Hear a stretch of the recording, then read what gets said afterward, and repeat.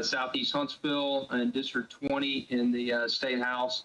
The district borders Redstone Arsenal, home to Missile Defense Agency, Marshall Space Flight Center with NASA, the Army's PEO Missiles in Space. And we see a lot of the spinoff contractors deal a lot with drones and unmanned aircraft. So very close to home with this task force. Okay. And the man that needs no introductions on the phone from DC, Senator Smitherman, can you hear us? Yeah, I can hear you. Can you hear me? We got you. Just hate that your computer, we couldn't get that working, but if you have any questions, holler out at us, and I've got you on my cell phone up here by me, so we'll do the best we can do. Okay, that sounds good. All right. First thing we got to do is elect a chair and a vice chair for the committee. I'd like to make a motion to nominate Senator Bell for chair of the committee. Second. All right. Chip, you want? I move we close the nominations. Okay. Thank you. All right, I'll be glad to do that. And next to be for vice chair. I'd like to move Representative Lomax. Okay. Have a second? I'll second. All right. Anybody else? Move to close nomination. All right, need a second for that. All right. Reverend Lomax, you like me, I guess we're here. Looking forward to it. All right. And I think to start off, we've got a couple people that's going to give us some quick presentations to kind of educate us a little bit, and both of them are on the TV over here. And Patterson, do you want to go first, or which one? Mr. Jones? Mr. Jones, you've been battling COVID. You want to go ahead and do it from there, and we'll get you where you can get off here for us.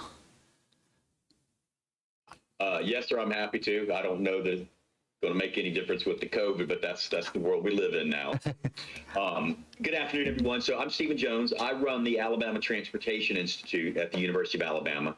One of the things that we're hoping to bring to this, and honestly quite excited about, is so within the Alabama Transportation Institute, or ATI, we've got several university-based research centers that cover a broad range of these topics. Everything from we have the Transportation Policy Research Center, so we've already been looking at some of the scanning state legislation and what's happening in other states to enable this, and then I've already sent Senator Bell some background information on that.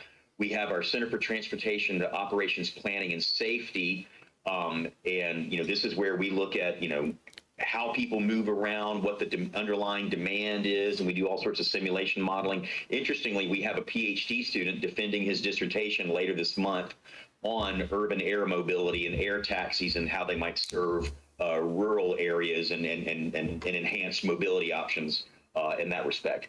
I think the other thing that's pretty interesting that's worth noting here is ATI is also home to the Alabama Mobility Power Center, which is, we consider to be leading the state in terms of getting ready and preparing for the electric vehicle market. The focus right now is largely cars and trucks and Mercedes and Hyundai and Honda and everyone else, and all the battery suppliers and other third-tier suppliers.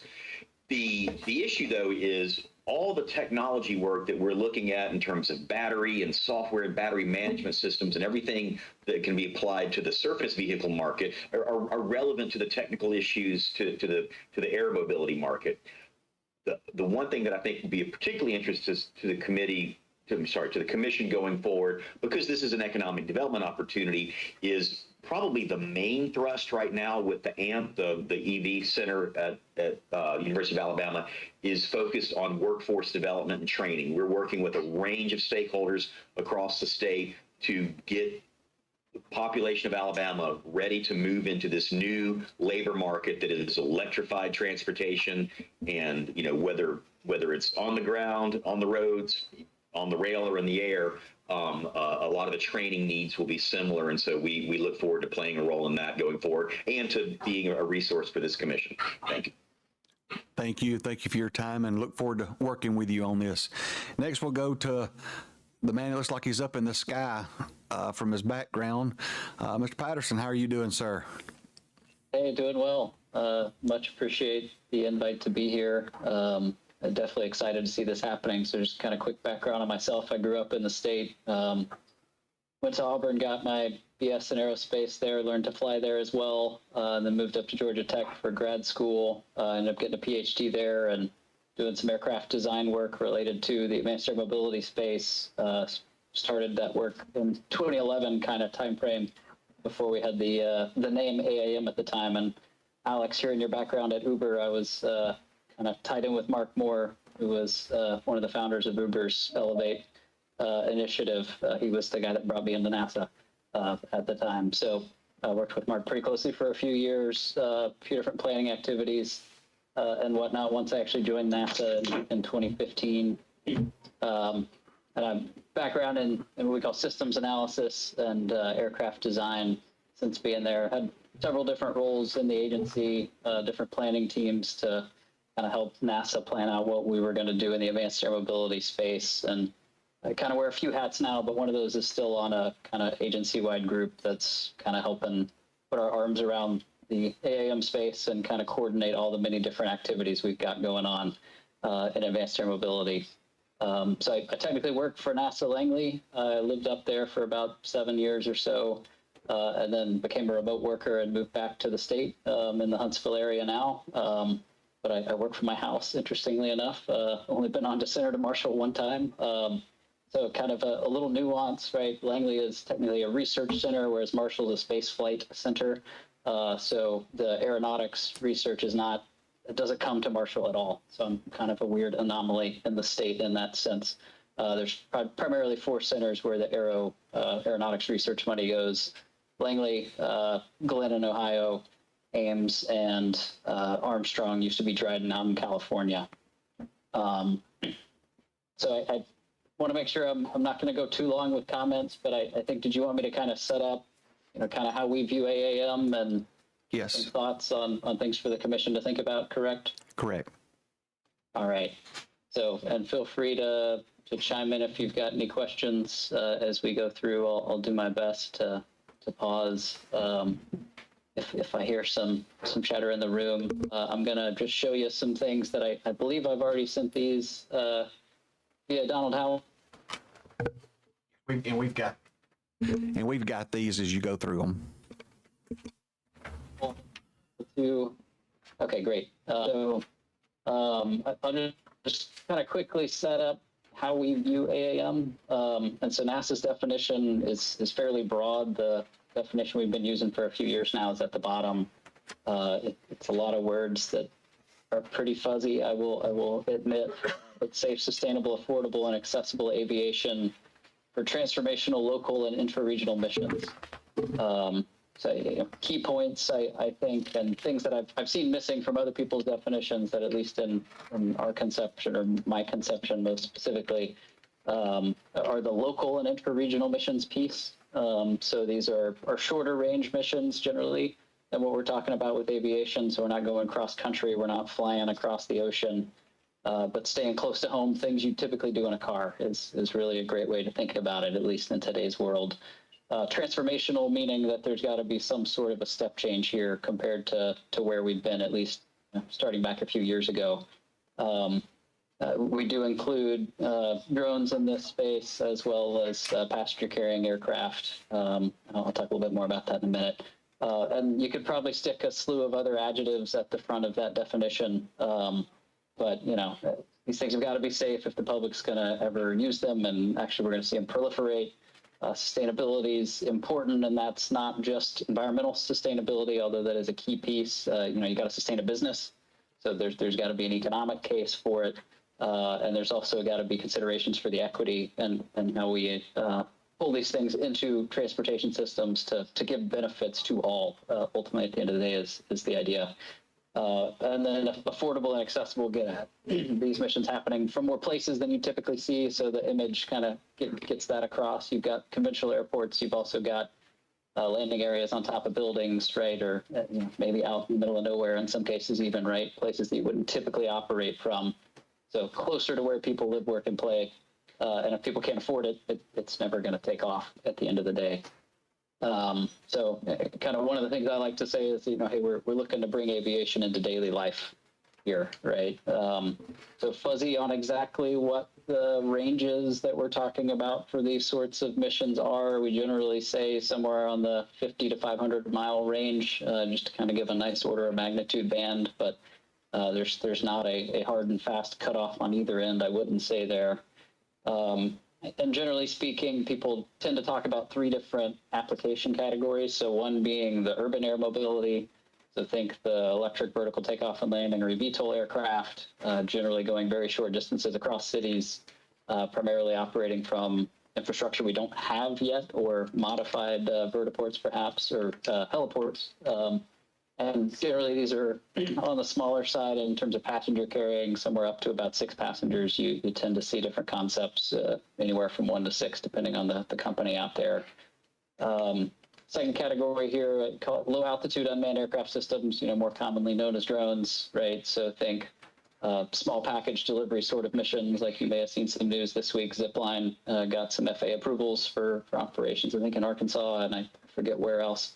Right, dropping packages for Walmart off in people's yards, effectively, or applications like Secretary Taylor was mentioning earlier, from the law enforcement or other sort of sensor-based missions. Generally, those aircraft can take off and land anywhere, right? VTOL capable, don't need specialized infrastructure, so very flexible uses there. And the final category we call regional air mobility. So this is more the longer range, if you will, of AAM, extending probably between cities up to, we say, roughly 500 miles, kind of fuzzy on where that line is. Probably a heart of the space would be at a little bit shorter range than that. Leveraging smaller airports, right, which there's a lot. There's a lot in the state. There's a lot in the country, over 5,000 public use airports in the country that are really close to where people live, and most people don't realize that they're there. So a lot of untapped infrastructure potential.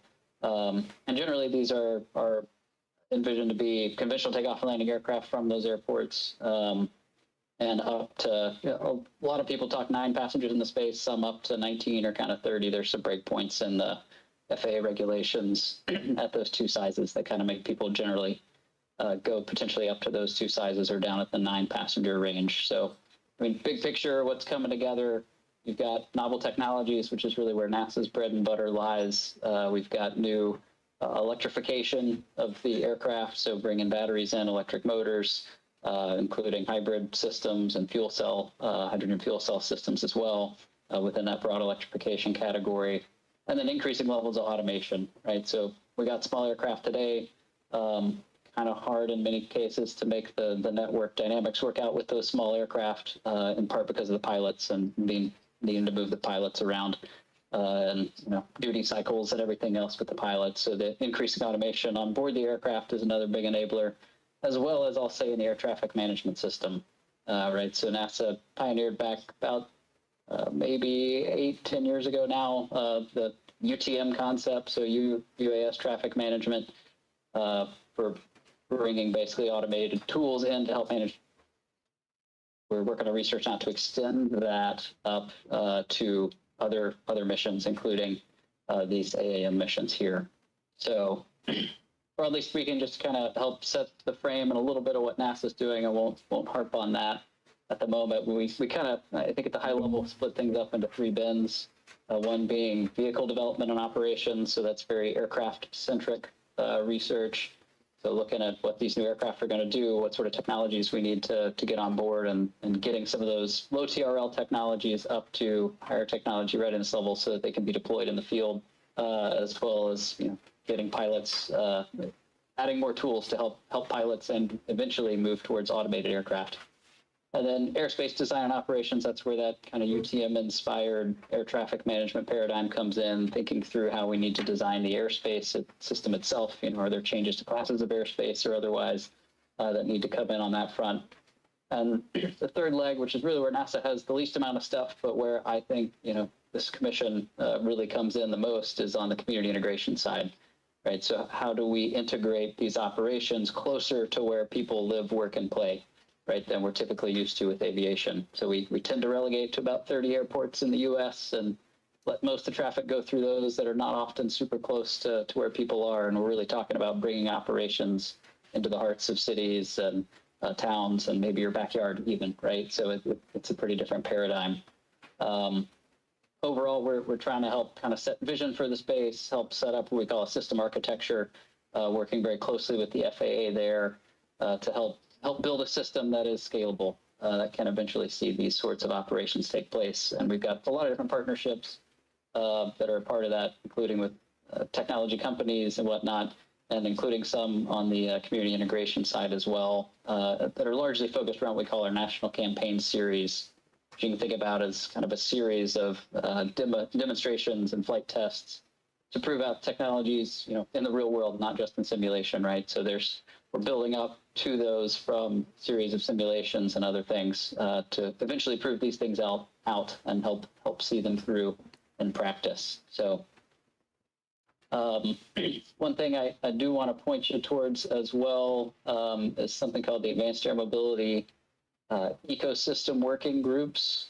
So these are public meetings that we hold really across those three categories that I just talked you through. So kind of short names there: airspace, aircraft, and community are what you kind of see here at the top. And there's those three main groups along with kind of a cross-cutting one that brings together a lot of pieces. But there's a whole bunch of information on this website from past meetings, and you can sign up to get notified when there are new ones. And if you want to go see all the different things we've talked about, you can come over here on the recording side of the page and it'll list which working group it was and what was talked about at that. And there's usually a YouTube live stream, or YouTube, not live stream, sorry, but a YouTube link to go back and rewatch what happened, and links to the different slide sets that were presented in these things. So, this workforce strategies one may be of great interest, right, to the commission.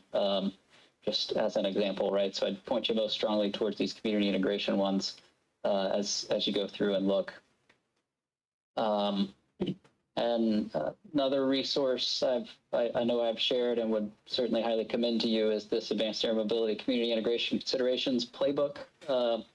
Bit of a mouthful of a title, but we had a series of partnerships with a few different state departments of transportation and some city governments as well to develop these. So different entities, I think I'm going to miss one or two of them I have to try to say, but Minnesota DOT, the City of Orlando, Ohio DOT, the North Central Texas Council of Governments, that's like Dallas-Fort Worth area. I'm forgetting one that was involved. It's listed in here, but did work with them to understand the sorts of use cases they were interested in and the ways that they had been thinking about moving things forward. And worked with Cami on this as well. So another connection there to Alex.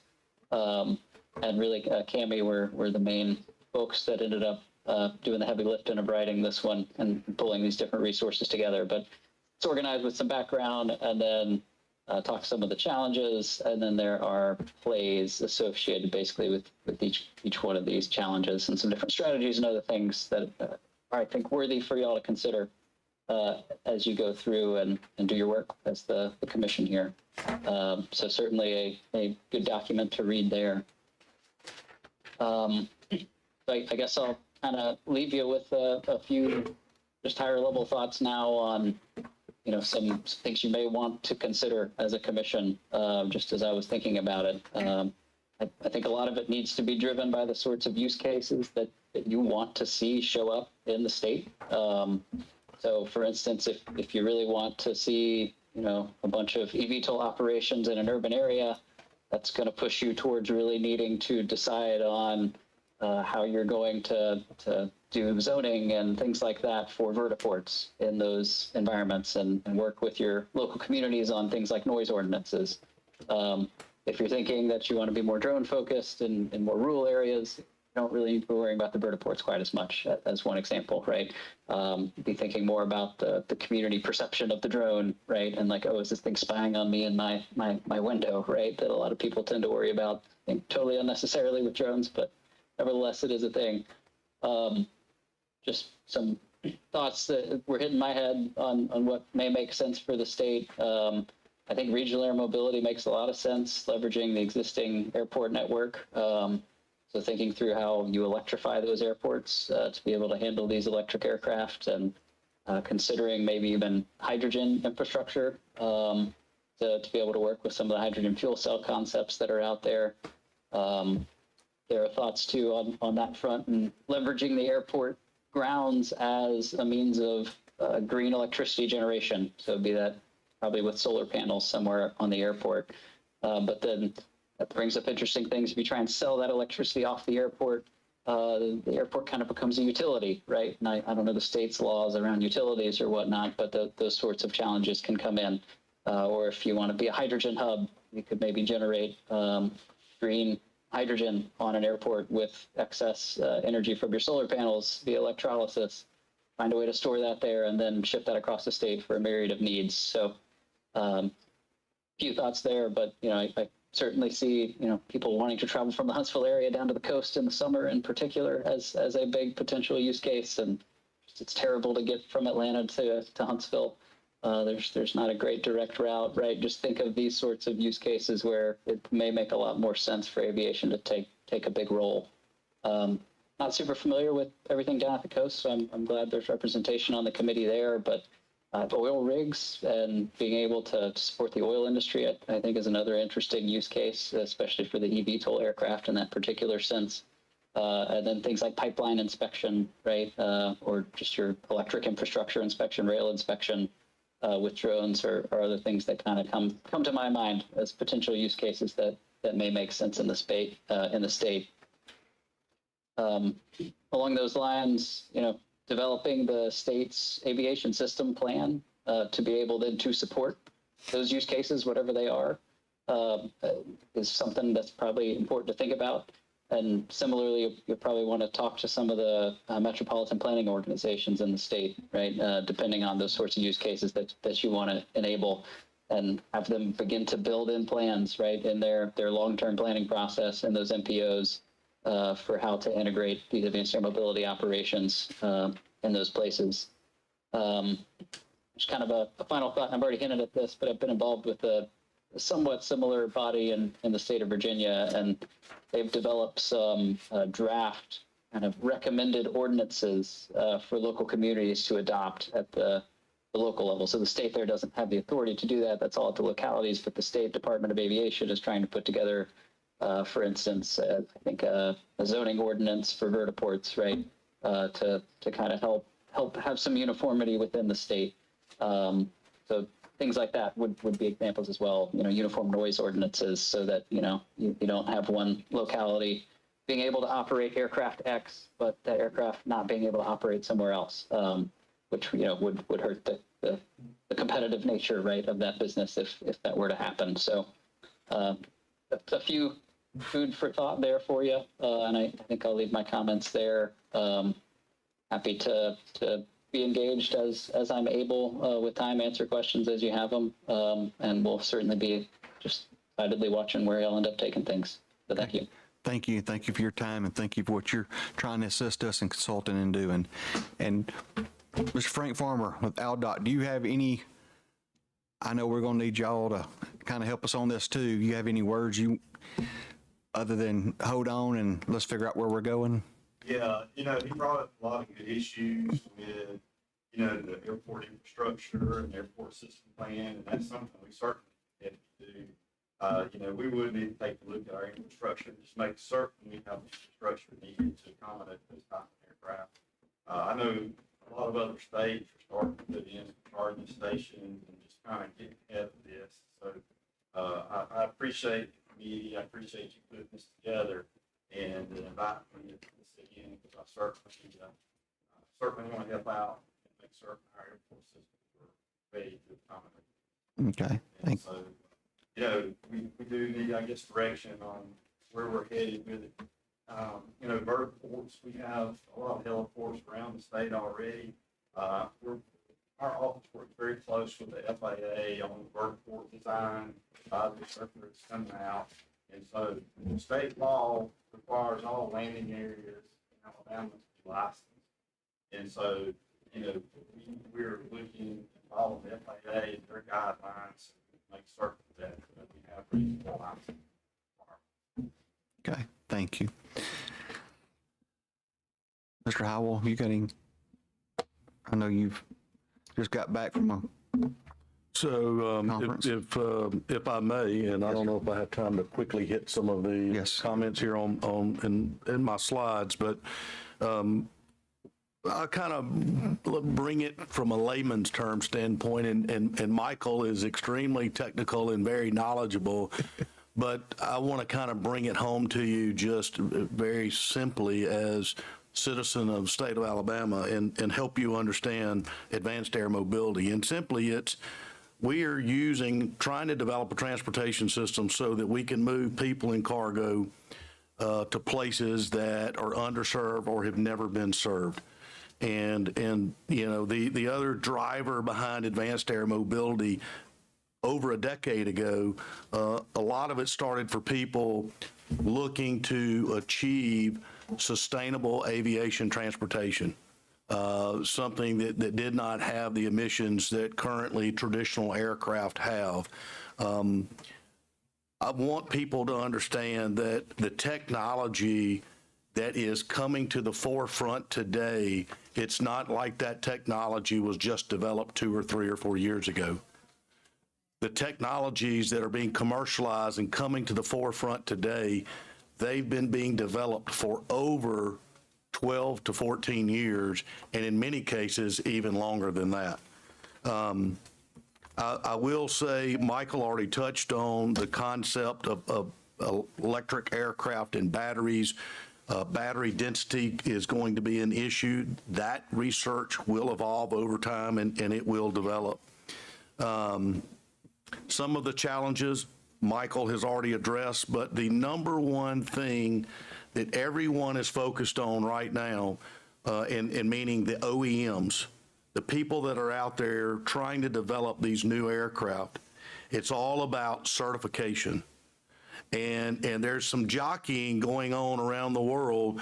Do we go for FAA certification, or do we go for certification first through the European aviation safety system? And so even though EASA is very similar to FAA, they do have a little different process. And so some companies are choosing to certify in Europe versus the US first, and then they'll move in the opposite direction.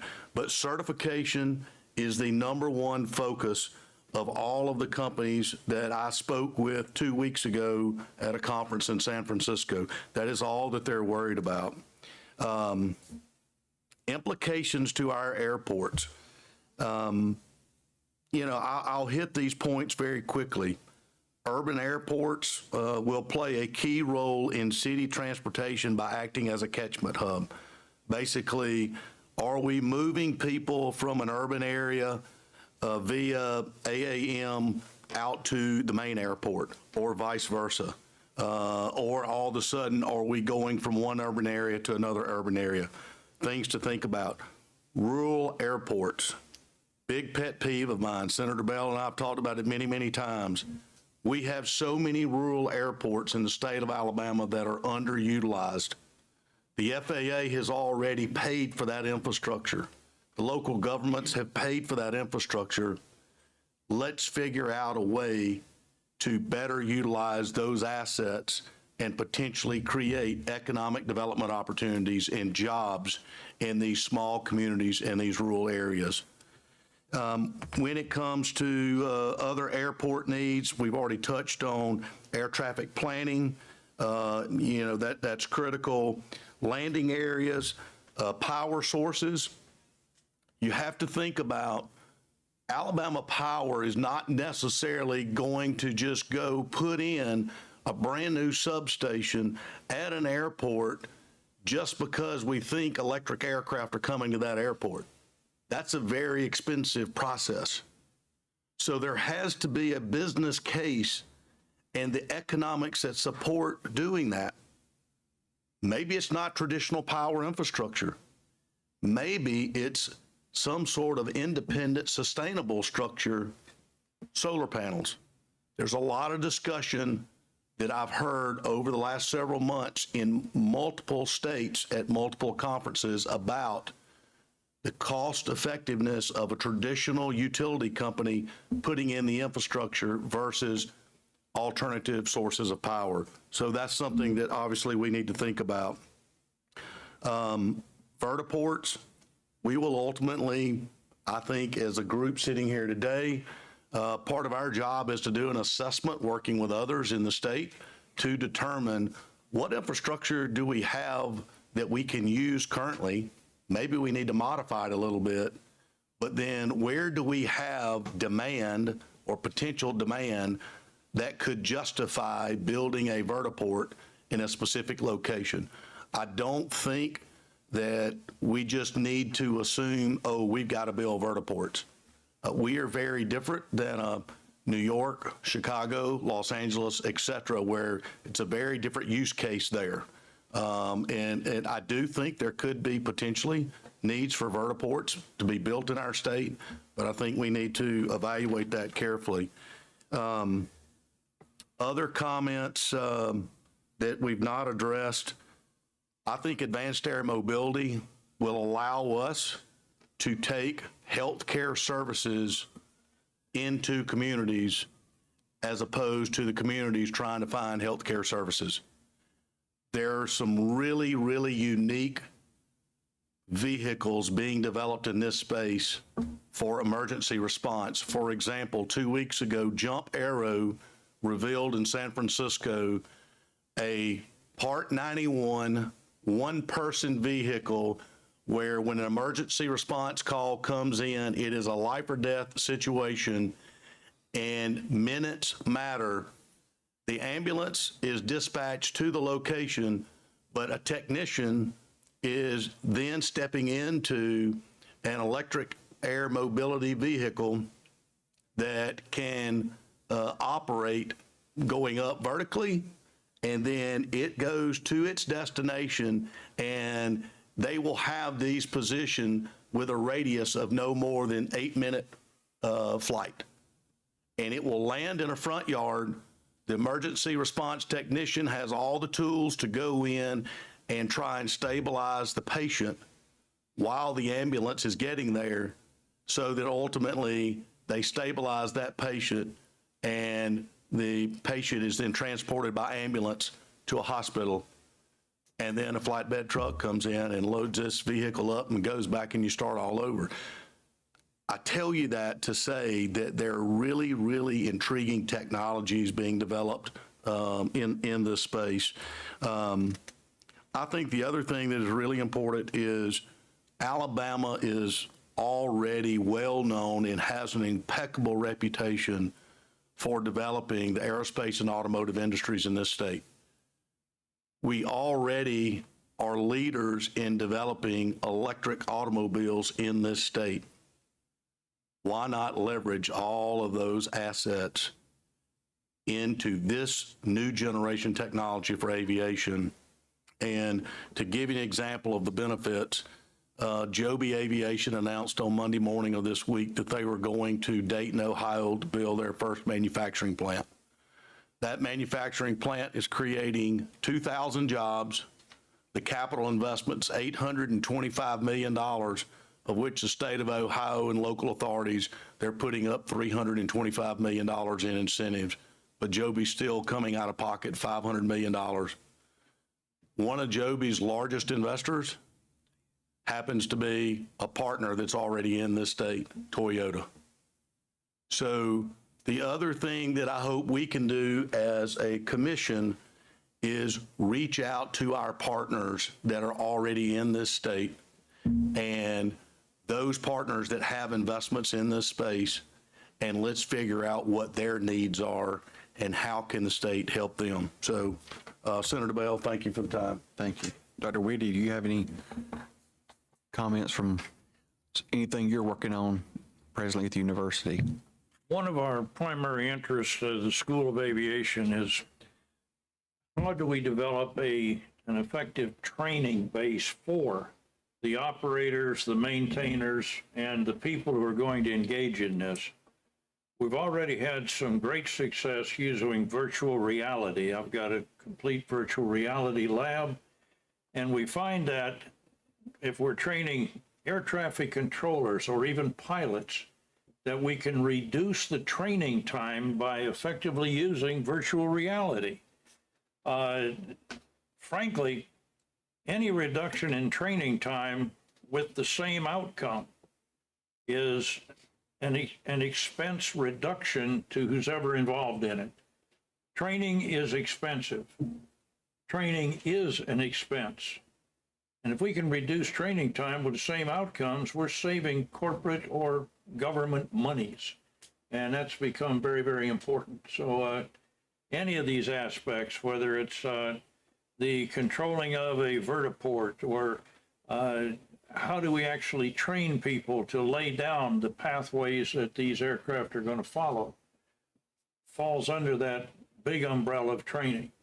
As a matter of fact, when I leave here, I will be, unbeknownst to anybody else, contacting my colleagues up at Alabama, which I haven't done yet. I noticed that he's got that little sticker on the side of his slide. I know how to find him. But, Hey, for what it's worth, I have 2 engineering degrees from Auburn, so I can. no, but I think there's an awful lot in common that that you're doing and we're doing. And the problem is we're doing it in a vacuum. And hopefully through this commission, we can eliminate those kinds of vacuums and really get some productive work going. So anticipate the comment and we'll go from there. That's all I have. Senator Bell, if I may add to that. First of all, Dr. Whitty, your virtual technology training lab, I personally have experienced that. It's Airbus cockpit, and it's absolutely amazing. So I'm excited about that technology. To add, though, to the workforce development pilot training comments, the traditional aviation industry as we sit today, we are short worldwide 750,000 pilots. So we have now a whole new style of aviation aircraft, aviation fleet coming on board in the next decade to 2 decades. And those aircraft, some of those aircraft will be, Part 135 that need special type training for pilots. Some will be Part 91 that may not require as much training. But regardless, you've got to have some element of a pilot's license. What better way for us to use our resources in this state, and we have lots of those resources, in that we provide young students with a curriculum coming through aviation programs to come out of that school certified to fly certain types of electric vehicles. And immediately, I think that is an advantage for our state in trying to attract the OEMs, because we're creating a workforce to help them fly their vehicles. So I agree with you 100%. Thank you. Alex, you have any? Yeah, I do actually. I think Michael mentioned really thinking about the community integration is important. In my experience in working with folks on this subject matter, people can be very hostile to helicopters, not only because of the noise, but because of the perception that it's some rich person going somewhere, right? So starting with what are the benefits to our rural communities? What are the benefits, as we've already heard, in major job creation, major workforce development? What are the benefits in being able to engage with folks in parts of the state that perhaps don't have as easy access to goods and services? I think really focusing on the benefit side as we're looking at where the priorities are will be helpful in determining who are the groups that are going to benefit the most from this, and how do we make sure that what we're doing is going to produce those benefits. I think that's really important, not to lose sight of that. In terms of bringing the manufacturers in, and I also saw the news about Joby and that was somewhat gutting. One of the things that I know from having worked with an OEM, worked as part of an OEM, is that flight test is critical at this stage of development. Even with manufacturing these first certified aircraft, as those aircraft roll off the production line, there is an element of test that is going to be needed, which is different than automotive. And so being able to figure out how can we as a state provide not only the manufacturing workforce, the expertise to maintain and operate these vehicles, but appropriate flight test facilities and a flight test environment, I think is going to be key to making sure that as these vehicles come off the production line, they are indeed safe and can perform as intended. So that's a real niche that we have. We have a lot of space, and I figure we can figure out how to use that. Thank you. And does anybody else have any comments before dealing with this? My next thought is the next meeting is more of a working meeting. We have to develop, priorities, strategies, and regulations for the advanced air mobility in the state of Alabama. And it's going to be on us to take what we can learn and put it all together. And I would love to have something by February, at least something to get us a start. And I think this is going to be more of a long-term process than a short-term process. When I saw the Joby announcement, I will be honest, the wind let out a little bit because, Archer went to Georgia, Joby now to Ohio, and I guess my next thing is, why not Alabama? Well, I want to get in gear, and why not Alabama? Give them a reason. Why are you not coming to Alabama? We want you. We already have the automobile manufacturing facilities here. We have all the suppliers, big part of them here, and I'd love for our state to be the leader in the next area of that and be able to handle those and have it here. I think like you said, we've got the property, we've got the technology, and we have the people that will work. We have the workforce, and we get them trained and go from there. And unless anybody else has got any more comments. Yes. Go ahead. This is Joey Sanders. Hey, Joey, I didn't realize you had joined. I'm sorry. Oh, I've been on here. My daughter's in Farmington, down in Lincoln, the whole nation on top of a mesa trying to connect you. Okay, I'm sorry. Riding home. But did you know that Alabama was the first flight training facility in the United States? The Wright brothers opened the first school there. And we have gone from a small family flight training facilities to over 1,000 pilots a year, and we're contracted with a small company in Atlanta called Delta. And so we're very busy, but the technology is changing so fast, it's hard to keep up with. We're leasing simulators at Delta and at FedEx that are Class D sims. They're over 25 million a G. It's coming this way. The new airplanes are unbelievable, but it's going to take some advanced training and advanced simulators to do this. And at this time, we're the largest flight training facility in Alabama.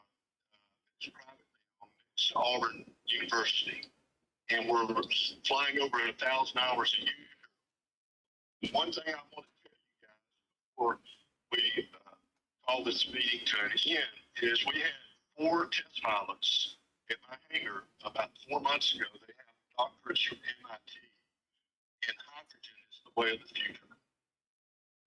The military, everybody's looking at hydrogen. Can you still hear me? Yes. Okay. And that's Reno just lost their contract. It was not public. With Amazon on drone training, they were going to put a drone facility at State Airport in Reno, and it fell through. And I'm going to work with them and let them use drone technology. Joe, you broke up a little bit there at the end. Amazon was putting in a drone training facility at Reno up at State. Okay. I know it fell through. Okay. Get the contact if we can't move it down. Okay. I think he's finished. All right, thank you. Has anybody else got any comments? I will circulate some dates. I'd like the next, like I said, be more of a working group. if you can think of anyone else that we need to invite that could assist us with this, because it's going to take all of us working together to come up with something to move us forward and be number one. You got something, Alex? You keep looking. I have, yeah. I just wanted to, for the rest of the commission here, point out there are a couple of opportunities to kind of really get quickly up to speed. The Vertical Flight Society has an infrastructure workshop running next week. There is a virtual option for that, which for some people might be a really good opportunity to drill into everything from fire protection to insurance and so on.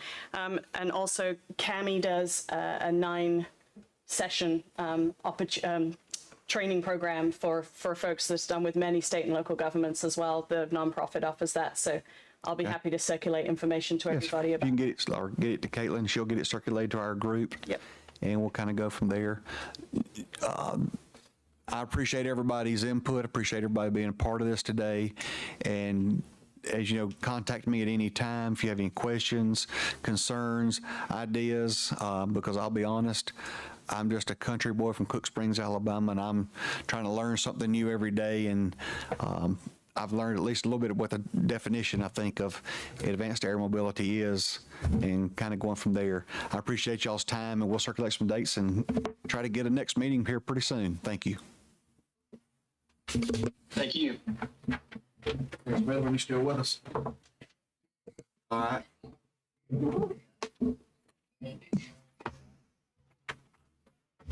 Hey, well, make sure you buy Miss Carol some dinner while you're there in DC now. If you need some suggestions, you let me know. It's a long ways off. Depends on what. Jess Skaggs, they tell you. Yeah. Make sure you buy Short-term missions and dessert. you don't need to fool with her. No, Make sure she gets good dessert. Don't you be know, cheap so on it. before I Can't be having the judge mad at you.